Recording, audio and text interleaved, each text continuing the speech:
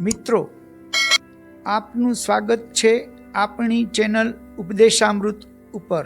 આજે આપણે જાણીશું એક રાજાની અનોખી છેલ્લી ઈચ્છા, જેણે મૃત્યુ સામે ભગવદ ભક્તિ પસંદ કરી। એક દિવસ રાજા પરીક્ષિત શિકાર પછી થાકી ગયા હતા। તેઓ એક ઋષિના આશ્રમમાં ગયા, પરંતુ ઋષિ ધ્યાનમાં લીન હતા। ક્રોધમાં આવીને રાજાએ મરેલ સાપને ઋષિના ગળામાં મૂકી દીધો। જ્યારે ઋષિના પુત્રએ આ જોયું, તેણે રાજાને શાપ આપ્યો, આજથી 7મે દિવસે તક્ષક નાગ કરડવાથી તમારું મોત થશે।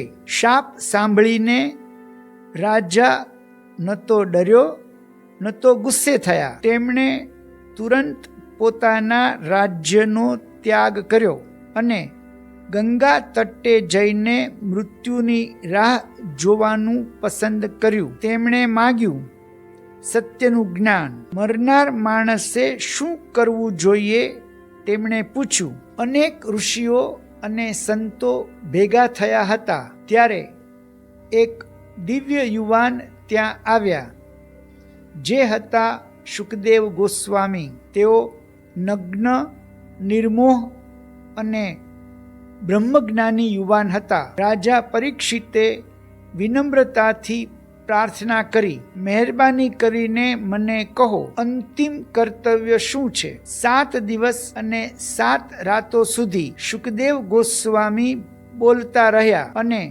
રાજા સંપૂર્ણ તત્પરતાથી સાંભળતા રહ્યા। એ કથા હતી, કેવી રીતે કૃષ્ણની ભક્તિ માનવ જીવનને મુક્તિ આપે છે। રાજાએ ભૂખ, દુઃખ કે ભય નહીં, ભક્તિ પસંદ કરી અને શુકદેવ ગોસ્વામી દ્વારા બોલાયેલ એ દિવ્ય વાર્તા બની શ્રીમદ ભાગવત પુરાણ, વેદોનો સાર, ભક્તિનું અમૃત, જે માણસને મૃત્યુ સમયે ભગવાનમાં લીન થવા પ્રેરણા આપે છે। પરીક્ષિતે મૃત્યુ સ્વીકાર્યું અને અંત સુધી કૃષ્ણને યાદ રાખ્યા। આપણે મૃત્યુને અટકાવી શકતા નથી, પણ આપણે નક્કી કરી શકીએ છીએ કે મૃત્યુ સમયે કોનું ચિંતન કરવું। પરીક્ષિતે ભગવાન શ્રી કૃષ્ણને પસંદ કર્યા। શું આપણે પણ પરીક્ષિત જેવા બની શકીએ? જો આ વાર્તાએ આપના હૃદયને સ્પર્શ્યું હોય તો કોઈ મિત્ર સાથે